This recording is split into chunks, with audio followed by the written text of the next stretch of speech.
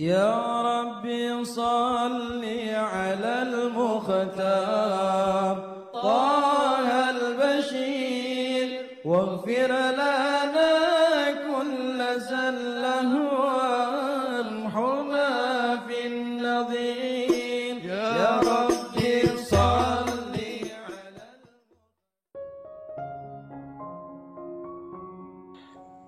Bismillahirrahmanirrahim. Alhamdulillahirabbil alamin. Allahumma salli wa sallim ala sayyidina Muhammadin wa ala ali sayyidina Muhammadin miftahi babi rahmatillah adada ma fi ilmillah salatan wa salaman daimaini bidawami mulkillah. Assalamualaikum warahmatullahi wabarakatuh. Sahabat online yang dirahmati Allah, alhamdulillah kita bisa berjumpa kembali. Mudah-mudahan kita senantiasa diberikan kesehatan, umur panjang fi taatillah, juga senantiasa mendapatkan taufik dan hidayah dari Allah Subhanahu wa taala. Pada pertemuan kita kali ini, mari kita ngaji bareng Habibana Novel bin Muhammad Al-Idrus, yaitu ilmu hidup, mengenal Allah Ta'ala. Kita akan belajar bareng-bareng ilmu urip. Semua masih hidup kali ini? Alhamdulillah. Bagi yang sudah meninggal dan hadir, tolong jangan laporan. Karena kan majelis itu kadang ada ruhnya orang-orang soleh ikut hadir. Ada yang nanya, masa ruhnya orang soleh bisa ikut hadir? Maka saya jawab, ini mumpung bulan Rajab, waktu Isra dan Mi'raj, Nabi Muhammad SAW itu di Masjidil Aqsa bukan cuma hadir, sholat berjamaah dengan ruhnya para nabi dan rasul. Sholat berjamaah ya, bukan cuma hadir itu di Masjidil Aqsa. Ruhnya orang soleh bisa hadir majelis. Kalau ruhnya orang salah, kalau diampuni ya dapat nikmat, kalau enggak diampuni enggak ada yang gentayangan. Semuanya dipenjarakan, dikubur dan disiksa. Jadi enggak ada ruh-ruh gentayangan karena meninggal tidak baik. Naudzubillah min dzalik. Orang kompor. Ilmu pakai baju. Pakai baju butuh ilmu enggak? Butuh loh. Orang kalau enggak tahu ilmu pakai baju, itu yang buat tangan dimasukkan kepala. Kok orang cukup-cukup gitu ya.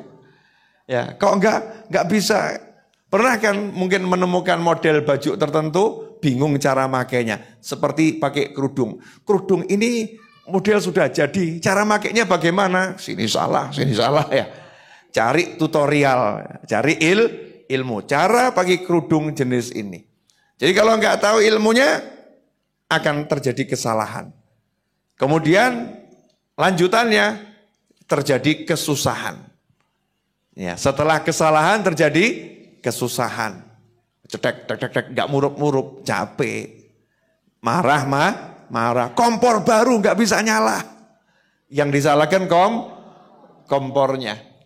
Disalahkan kompornya. Saya naik mobil, tiba-tiba mobilnya enggak bisa saya gas. Digas kok enggak nambah maju. Ya, digas kok enggak nambah maju. Ternyata kecepatan saya 80 km per jam, sementara mobilnya itu dikunci kecepatan. Kalau sabuknya enggak dipakai, mobilnya juga enggak mau jalan.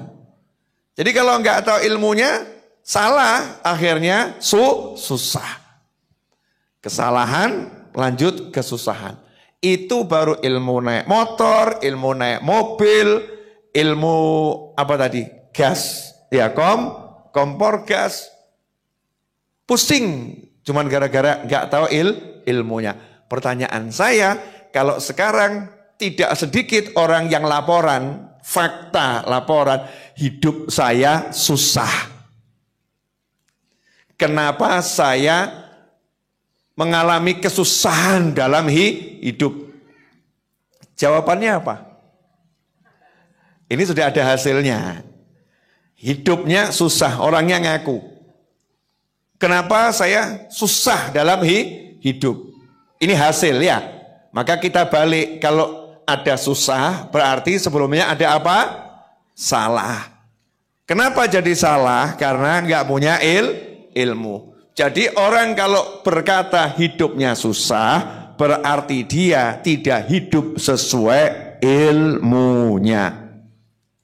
Nggak hidup sesuai ilmunya. Maka kalau pengen hidupnya tidak susah, maka hidupnya jangan salah. Biar hidupnya tidak salah, maka harus tahu ilmunya. Kalau udah tahu ilmunya, jalani hidup sesuai petunjuk. Jadi kalau enggak sesuai petunjuk ya salah, masalah.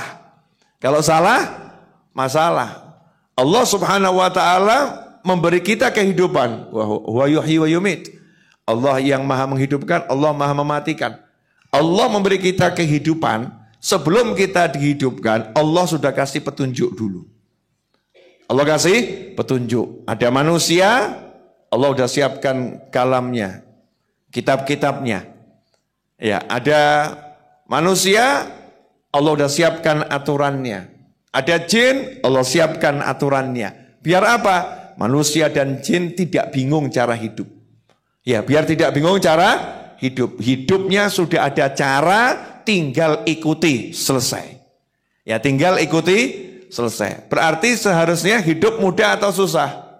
Seharusnya mudah atau susah? Mudah. Kenapa banyak orang susah? Karena tidak mau belajar ilmunya hidup. Maka ilmu hidup yang pertama, awwalu wajibin alal insani ma'rifatul ilahi bistiqani wa nutku bisyahadataini tubira li sihatil imani mimman qadara wa ba'du fa'lamu biwujudil ma'rifah. Panjang nanti itu. Awal kewajiban manusia itu, awal wajiban insan ma'rifatul ilah bistiqan. Dia mengenal Allah dengan penuh keyakinan. Dan bagi yang mampu mengucapkan 2 kalimat syahadat. Bagi yang mampu, artinya lidahnya normal.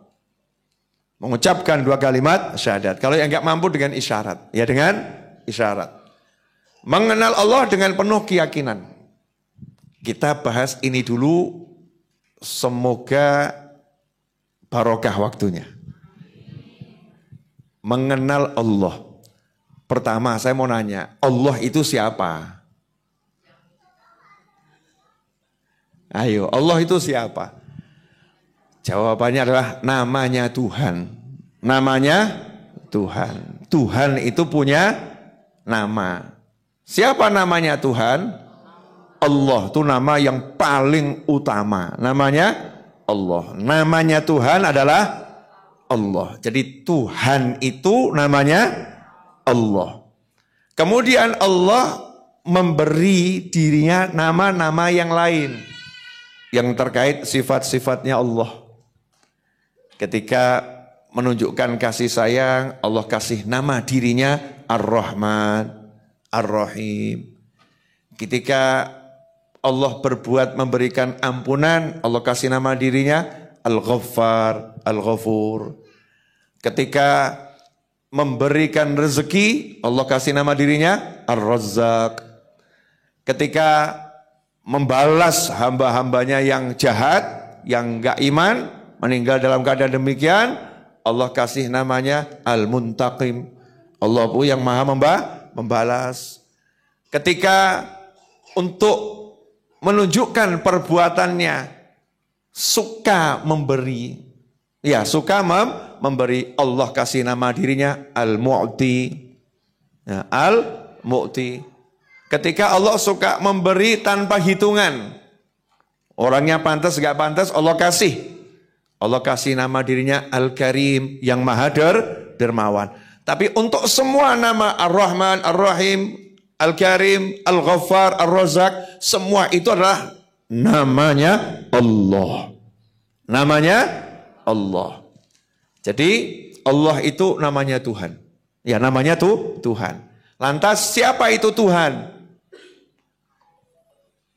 Ya, Tuhan adalah zat satu-satunya yang menciptakan dan mengadakan segala-galanya. Tidak ada Tuhan yang lain, hanya satu, yaitu Allah Subhanahu wa ta'ala. Yang memberi makan, Allah. Yang memberi minum, Allah. Yang memberi hidup, Allah. Yang memberi sakit, Allah.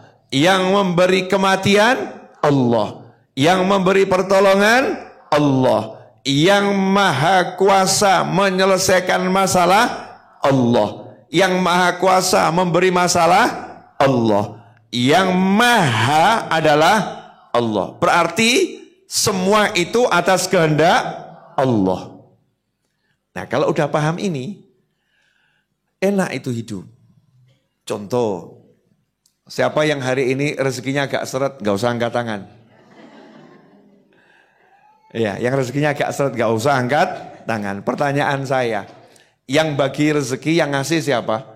Allah. Jadi ketika rezeki seseorang itu lagi seret, yang sedang nutup keran rezekinya siapa? Allah. Berarti cara nyelesainnya gimana?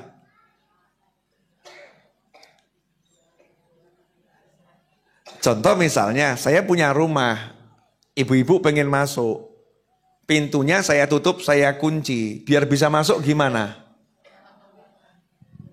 Ketuk pintunya, minta izin, assalamualaikum, tolong bukakan pintu.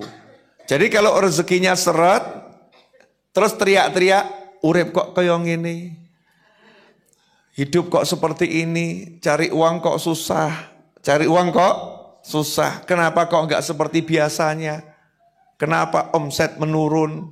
Kenapa harga barang saya ini kok dirasa mahal buat orang? Kenapa? Pertanyaan saya, selesai enggak masalahnya? Enggak. Yang ada apa? Tambah masalah. Tambah masalah buat dirinya dan buat orang di sekitarnya. Saya mau nanya, dengar orang nyanyi lagunya begitu, enak atau enggak enak? Enggak enak toh. Nyanyi, suaranya merdu. Urip kok kaya ngene. Duwe entek, gak ono saldone. Saya mau nanya, itu nyanyi begitu di rumah, istrinya dengar, kira-kira sebel atau enggak sebel? Tolong mas gantian lagu nih mas itu ya.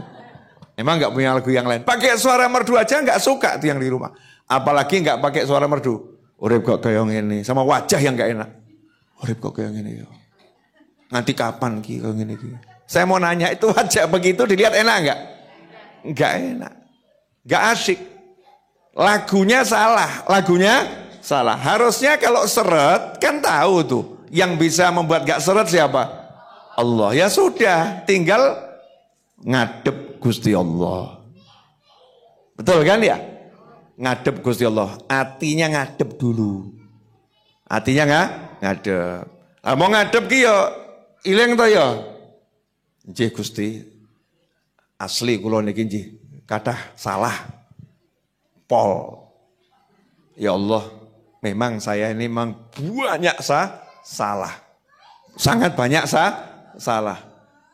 Tapi ampun rezeki ini seret Gusti. Tapi ya Allah, tolong rezekinya jangan seret. Tolong lancarkan rezeki saya yang berkah di segala arah, gak pakai susah payah, grojok-grojok, gak mandek ya Allah. Gitu ya. Nah, mulai itu ketuk gitu. Ya, bahkan gedoren. Allah kalau digedor tuh seneng. Ya Allah, Allahumma, ya Rahman, ya Rahim, ya Karim. Ya, manggil Allah terus panggil. Malaikat nanya tuh, butuhmu apa toh? Duit. Ya Allah, bab sepele. Ya bab sepele. Malaikatnya akan ikut itu memintakan, ya Allah orang ini minta uang. Orang ini minta anak. Orang ini minta pekerjaan. Orang ini minta sawahnya yang mau dijual laku. Orang ini minta rumahnya laku. Tapi yang ngomonglah sama Allah. Minta sama Allah. Ada yang bilang, saya tuh ya oleh njaluk surah mandek-mandek, Bib.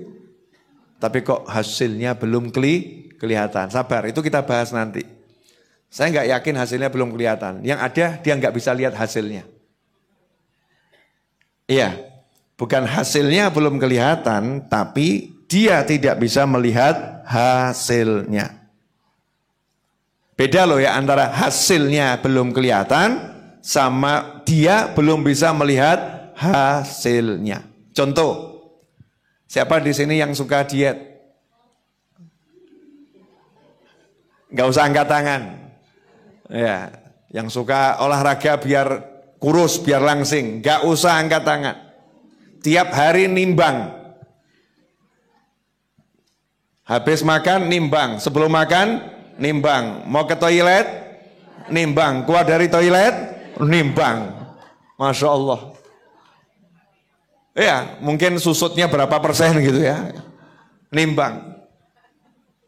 Saya mau nanya setelah dia olahraga 2 bulan, ternyata timbangannya tetap sama, gak turun. Dia ngomong sama temennya, saya udah jalankan itu ilmu dietnya dan olahraganya, ternyata tidak ada hasilnya. Terus temennya komentar, kamu yang gak bisa melihat hasilnya. Maksudnya gimana? Dulu tuh wajahmu pucet, sekarang wajahmu segar. Sekarang wajahmu segar. Dulu tuh kamu sambat, mumet.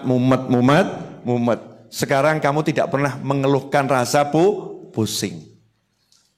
Betul mungkin berat badanmu belum turun, tapi banyak hal lain yang gak enak hilang dari dirimu. Itu baru urusan diet.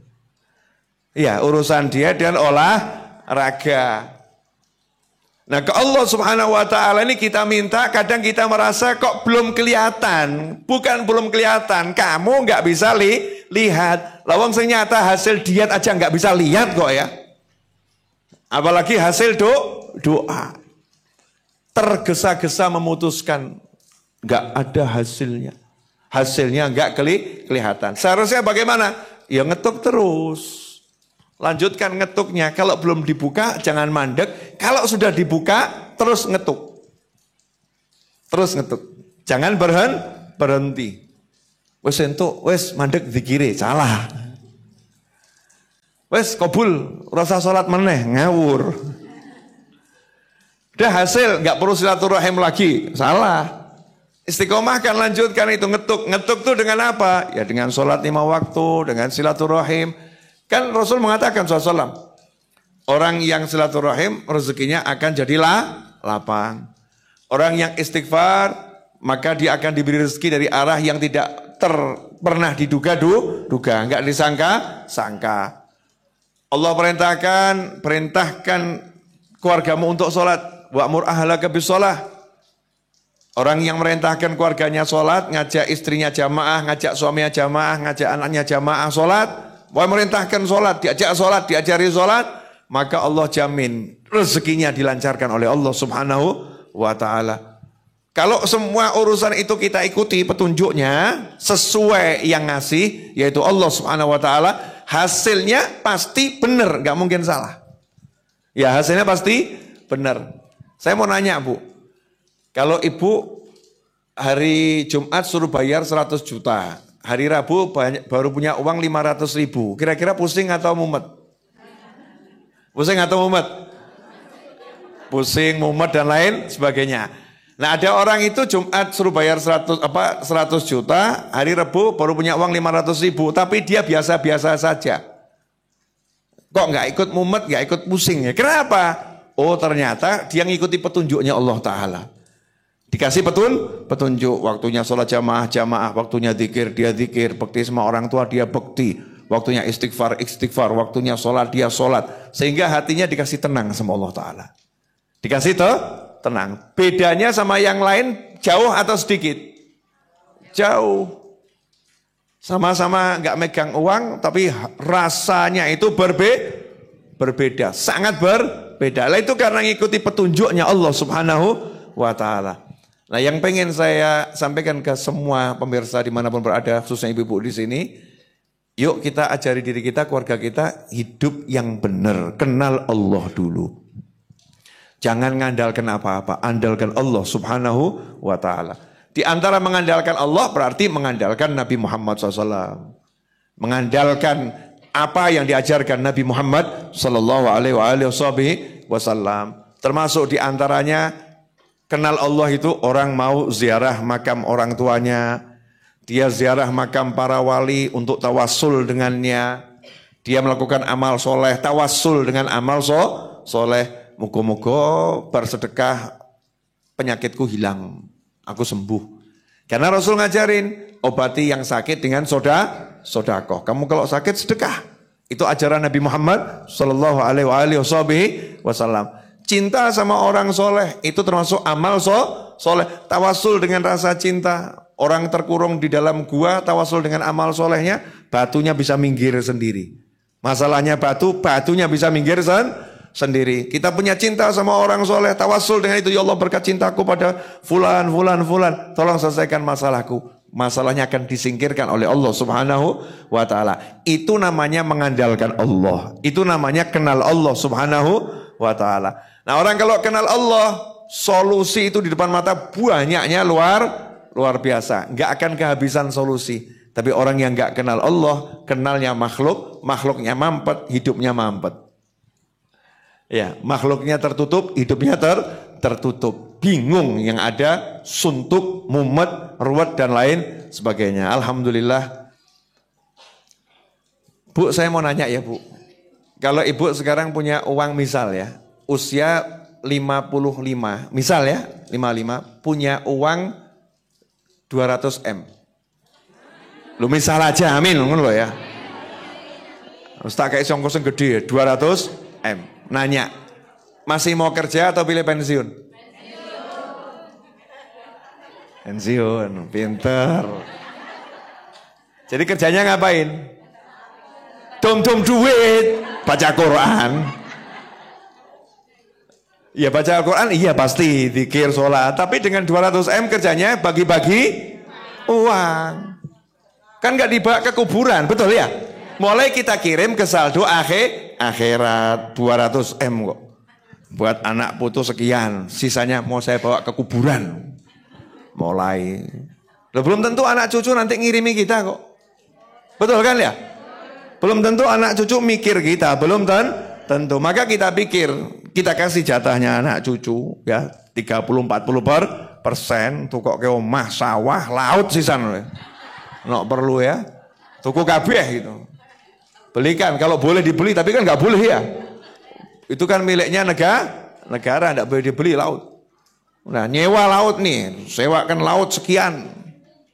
Satu pulau, nih pulau ini buat anak ini. Boleh apa-apa, no sugih entuk. Ya, kaya boleh, tapi kuburmu ilingono. Kamu kok sering-sering ngedum tuh. Keliru gue, saya nggak pernah bagi kok. Loh, lah itu yang kamu kirim-kirim itu nggak bagi. Nggak bagi. Apa yang kamu lihat bagi, itu lagi saya kirim ke rekening akhirat saya. Lah yang saya simpen, nah ini nanti bakal dibagi. Ini dibagi anak cucu. Tapi kalau yang saya dum-dumkan itu punya saya. Begitu sabda Nabi Muhammad SAW. Hartamu apa yang kamu bagikan. Nah kalau yang kamu simpan kan milik ahli waris. Milik ahli waris. Yang kita bagikan itu dum-dum. Ya punya tempat dipakai orang banyak. Punya mobil manfaat orang banyak. Punya saldo manfaat orang banyak. Itu sebetulnya lagi berbuat baik untuk dirinya sendiri. Lagi kirim ke sana. Ya kirim ke akhirat. Alhamdulillah kita telah menyimak penjelasan dari beliau. Semoga ilmu yang telah kita peroleh ini dari Habibana Novel bin Muhammad Al-Idrus menjadi ilmu yang bermanfaat bagi kita, keluarga, dan anak cucu kita.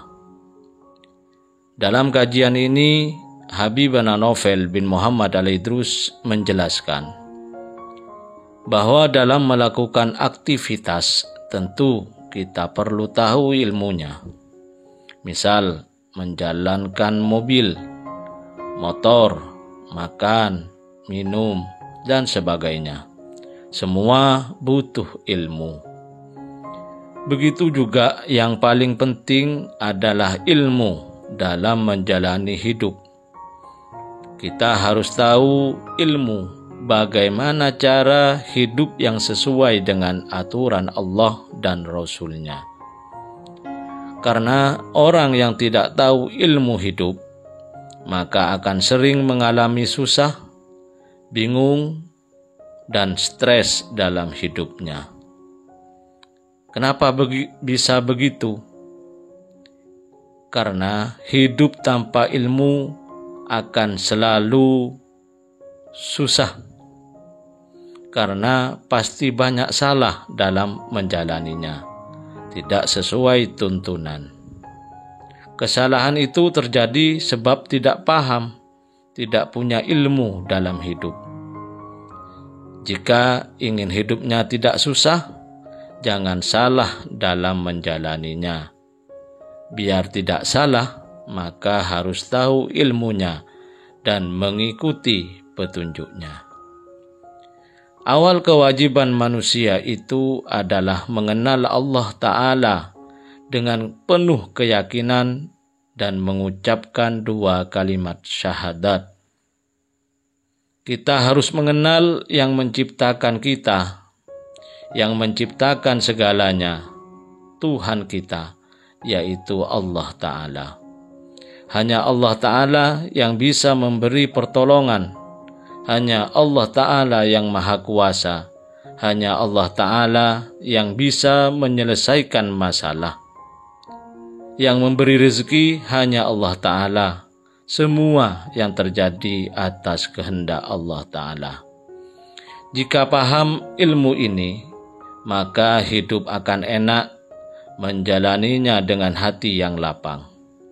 Ketika ada masalah dalam hidup, maka datangi Allah Ta'ala, akui dan minta ampun atas segala dosa dan kesalahan yang telah kita lakukan, serta mintalah hajatmu agar dikabulkan oleh Allah Ta'ala. Ketika berdoa atau meminta kepada Allah Ta'ala atas hajat-hajat kita, jangan pernah berkata, kok hasilnya belum kelihatan, kok lama terwujudnya. Karena sebenarnya hasilnya sudah kelihatan, tapi tidak kita rasakan.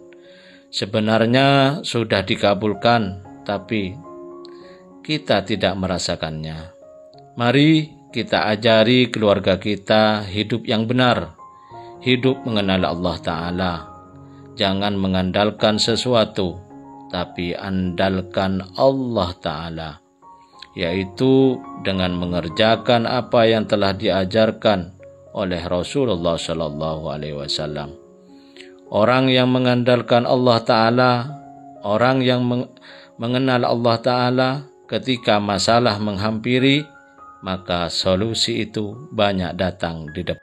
Semoga kita bisa memahami dan senantiasa mengamalkan dari apa yang telah beliau sampaikan, dan semoga hidup kita berkah, dipenuhi ketenangan dan kebahagiaan. Amin ya rabbal alamin. Wallahu a'lam bishawab. Semoga barokah dan manfaat. Assalamualaikum warahmatullahi wabarakatuh.